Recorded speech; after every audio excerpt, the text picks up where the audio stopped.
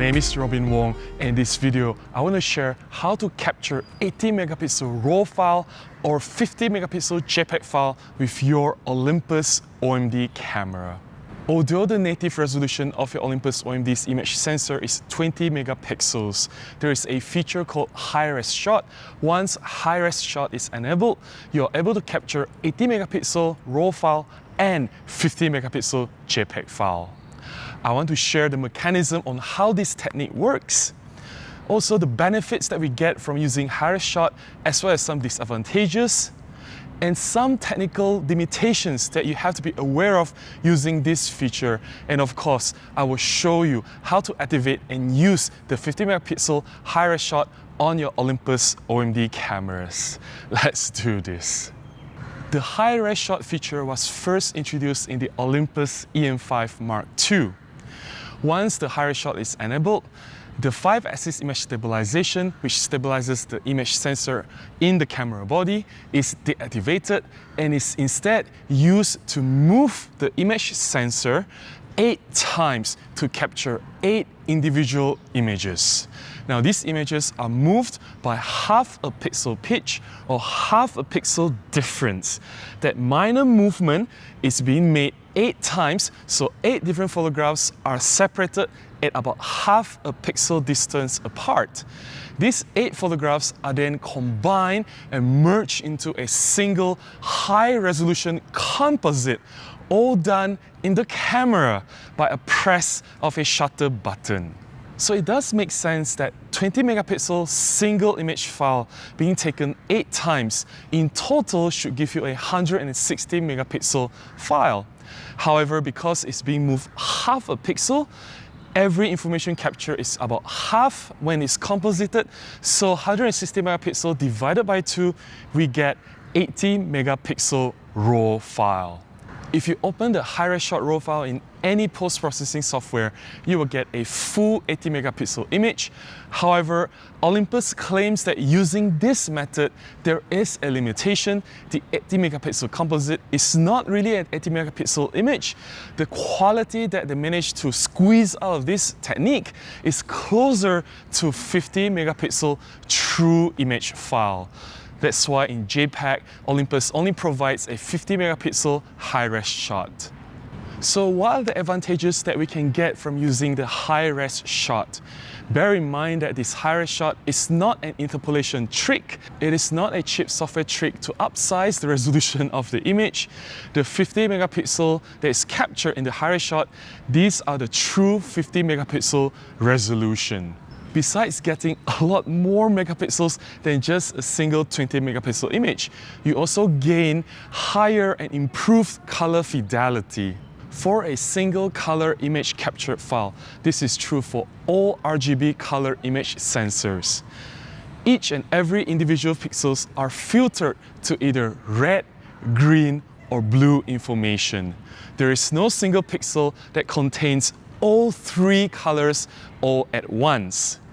Now, the beauty of using the high-res shot, because the image sensor is being moved 8 times and each pixel is being overlapped at least 4 times, it is capturing 4 times more information when it comes to color.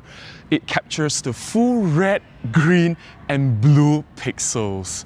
Because of a much higher color density capture, the color information that is available in the high-res shot is a lot more in comparison to a single capture high-resolution image sensor. This will give us another advantage, which is a better moire control. Moire happens when there's too much information within a small area in the image, such as the fabric. Sometimes you see that there is the rainbow tearing effect. That moire rainbow color effect is caused by false interpolation or the image sensor not being able to resolve the fine color details.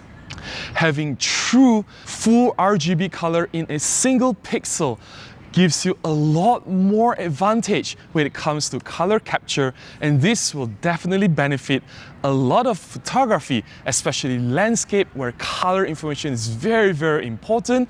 You can get smoother gradation when it comes to color transitions, as well as product shoots where color accuracy is extremely important. So what are the disadvantages of using the high-res shot? First of all, there must be no movement. No movement on the camera and no movement on the subjects.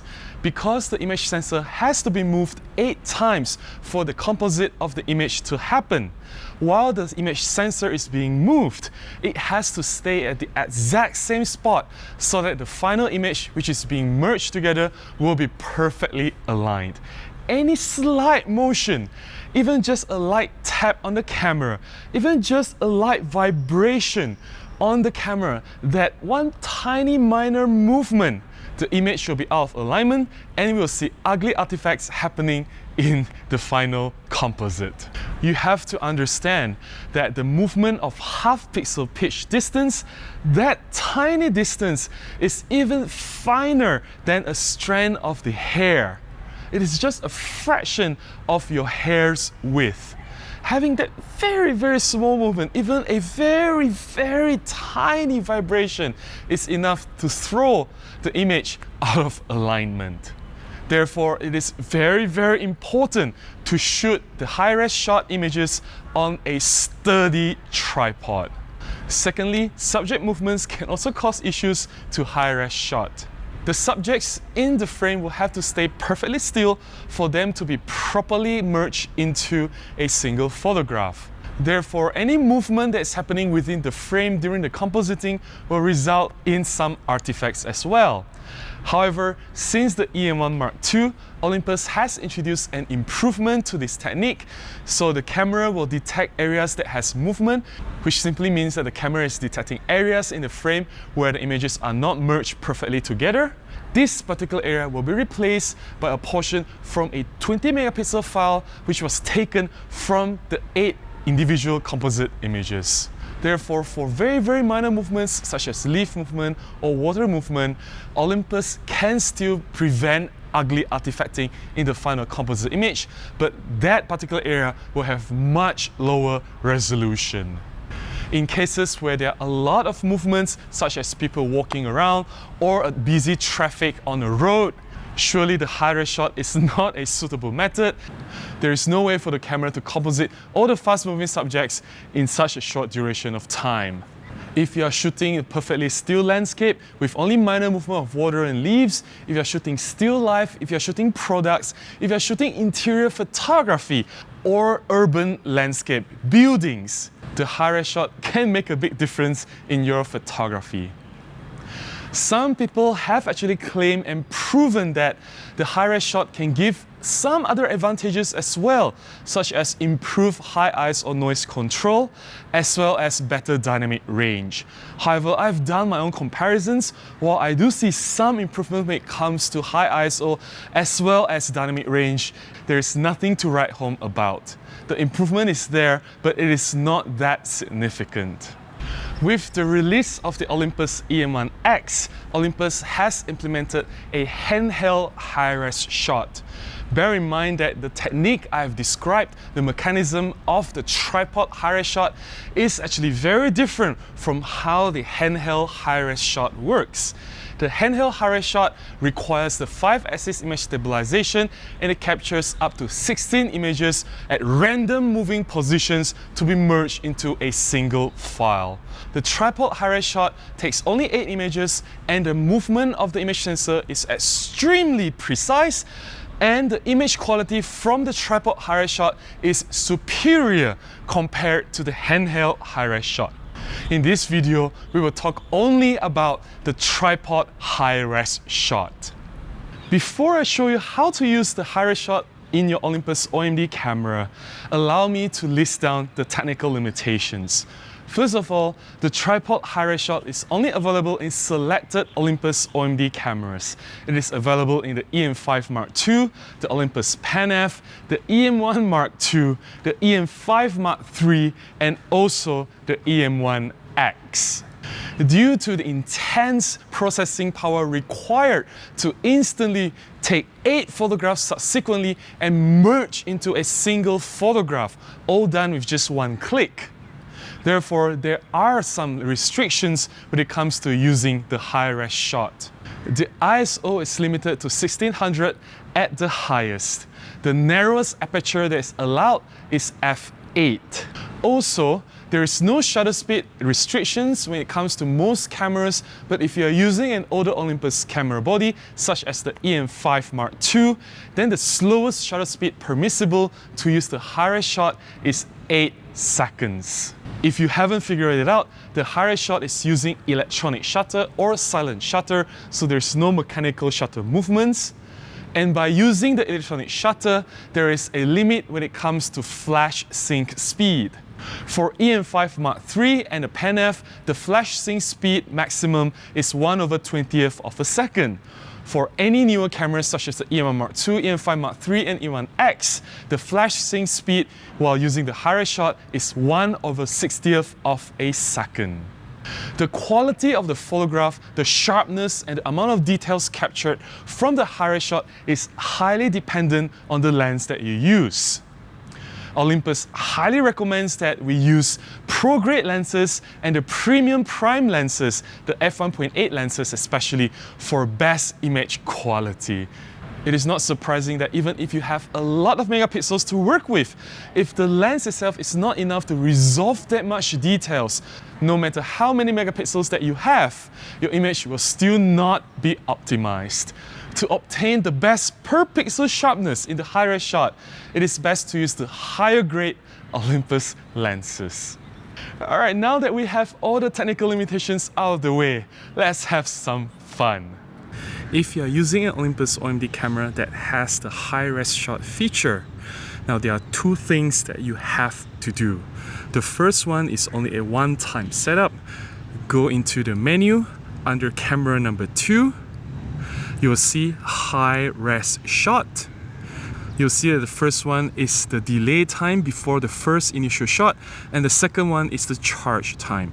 Now the second one will allow the interval between each shot so that there is a pause for the flash to charge. We will not talk about the charge time because I'm not using flash today. We are not doing a studio shoot. So I'm just going to do the high-res shot delay.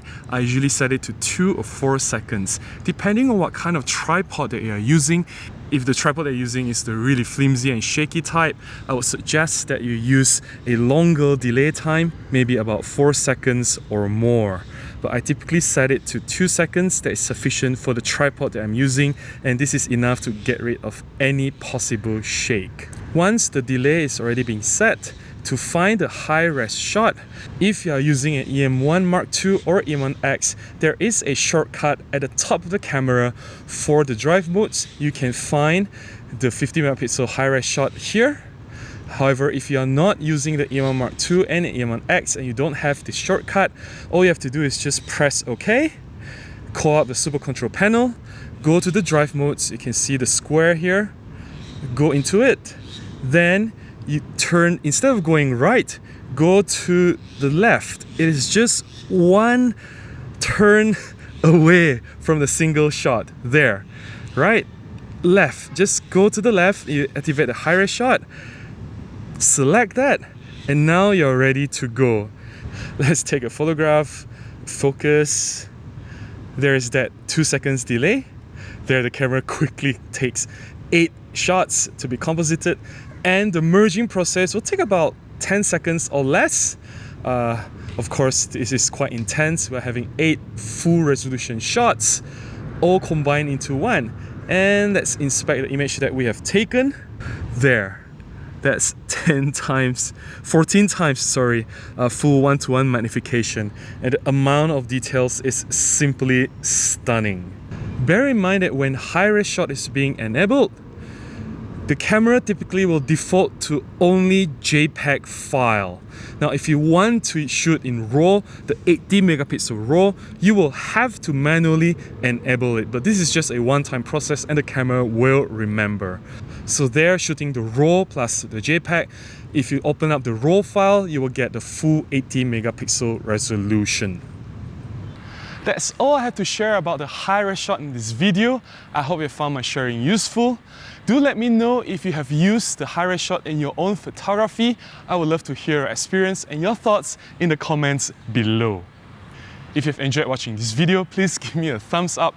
Please consider subscribing to this channel. I will do more video to expose the advantages and the special features in the Olympus OMD cameras like this one. Until the next one, please remember to go out and take more photographs. Bye-bye.